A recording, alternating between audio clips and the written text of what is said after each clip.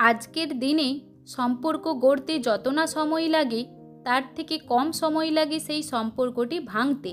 তার জন্য একমাত্র দায়ী আমাদের রাগের অনুভূতি ও আমাদের শব্দের প্রতি নিয়ন্ত্রণ না থাকা। তাই আজ আমরা এক গল্পের মাধ্যমে জানব নিজেদের রাগকে নিয়ন্ত্রণের মধ্যে রেখে কিভাবে কোনো সম্পর্ক বা কোনো কাজ সুসম্পন্নভাবে গড়ে তোলা যায়। একসময় এক রাজা ছিল। এই রাজার রাজ্য ছিল অত্যন্ত সমৃদ্ধ এবং সুখী। একদিন সেই রাজা পাশের এক রাজ্য পরিদর্শনে যাওয়ার সিদ্ধান্ত নেন। তিনি শুনেছিলেন পাশের রাজ্যের রাজা অত্যন্ত জ্ঞানী এবং তার গভীর বুদ্ধি ছিল। রাজা সেখানে পৌঁছানোর পর তাকে অভ্যর্থনা জানানো হলো এবং তার সম্মানে একটি বিরাট ভোজের আয়োজন করা হলো। ভোজের সময় রাজা তার খাবারে একটি পিঁপড়ে দেখতে পান। তিনি অতি বিরক্ত হয়ে যান এবং এক মুহূর্তে আদেশ দেন তার খাবারটি বদলে দেওয়া হোক। পাশের রাজ্যের রাজা এই দৃশ্যটি দেখে হাসি মুখে বললেন, মহামান্য রাজা, দয়া করে রেগে যাবেন না, এটা তো কেবল একটি ছোট পিঁপড়ে, এর জন্য এতটা রাগ কেন? রাজা উত্তরে বললেন, এই পিঁপড়ে আমার মেজাজ গরম করে দিয়েছে, আমি এই খাবার গ্রহণ করতে পারবো না। পাশের রাজ্যের রাজা তখন মৃদু হেসে বললেন, মহামান্য, এই ছোট একটা পিঁপড়ের জন্য আপনি এত রেগে গেলেন? আর আপনার এই রাগের কারণে আমাদের এই ভোজন করার সুন্দর মুহূর্তটি নষ্ট হলো।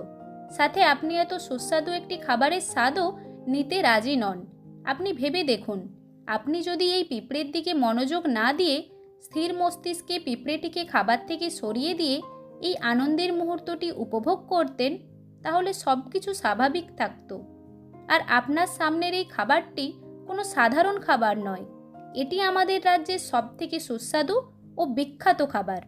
এইবার আপনি ঠিক করুন, আপনি এই ছোট পিঁপড়ের জন্য রেগে থাকবেন, না আপনার রাগ নিয়ন্ত্রণ করে এই সুস্বাদু খাবারের স্বাদ গ্রহণ করবেন এবং এই সুন্দর মুহূর্তটিকে উপভোগ করবেন।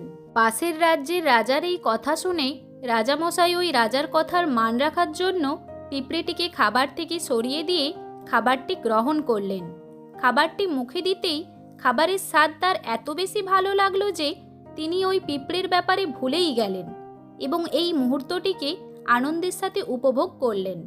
এই ঘটনার পর রাজা তার নিজের রাজ্যে ফিরে গিয়ে ভাবলেন, যদি তিনি ওই পিঁপড়ের কথা ভেবে খাবারটি না গ্রহণ করতেন, তাহলে না তো সে এত সুন্দর একটি খাবারের স্বাদ নিতে পারতেন, আর না পাশের রাজ্যের রাজার সাথে ভোজনের এত সুন্দর একটি মুহূর্ত উপভোগ করতে পারতেন। এরপর রাজা ঠিক করলেন তিনি আজকের পর থেকে আর এই ছোটোখাটো ব্যাপারে রাগ করবেন না। তিনি এও ঠিক করলেন তিনি রাগের সাথে সাথে ভয়, ঘৃণার মতো ছোট ছোট অনুভূতিগুলিকে নিয়ন্ত্রণ করবেন এবং নিজের মনকে স্থির রেখে প্রত্যেক পরিস্থিতিকে বিচার করবেন। এই গল্পের মতো আমাদেরও নিজেদের অনুভূতিগুলিকে নিয়ন্ত্রণ করা শেখা জরুরি। আমরা প্রায়ই এমন পরিস্থিতিতে পড়ি যেখানে আমরা নিয়ন্ত্রণহীন হয়ে প্রতিক্রিয়া দেখিয়ে ফেলি, কিন্তু এর ফলস্বরূপ হয়তো আমরা সম্পর্কের ক্ষতি করি বা ভুল সিদ্ধান্ত নিই। তাই প্রতিক্রিয়া নয়, শান্ত মস্তিষ্কে পরিস্থিতি বিবেচনা করে তারপর সিদ্ধান্ত নেওয়া উচিত। আমাদের অনুভূতি ও শব্দের ওপর নিয়ন্ত্রণ রাখা খুবই জরুরি, কারণ এটাই নির্ধারণ করে আপনার সামনের মানুষটির সাথে আপনি বন্ধুত্বের সম্পর্ক গড়ে তুলবেন না শত্রুতার সম্পর্ক গড়ে তুলবেন। ধন্যবাদ।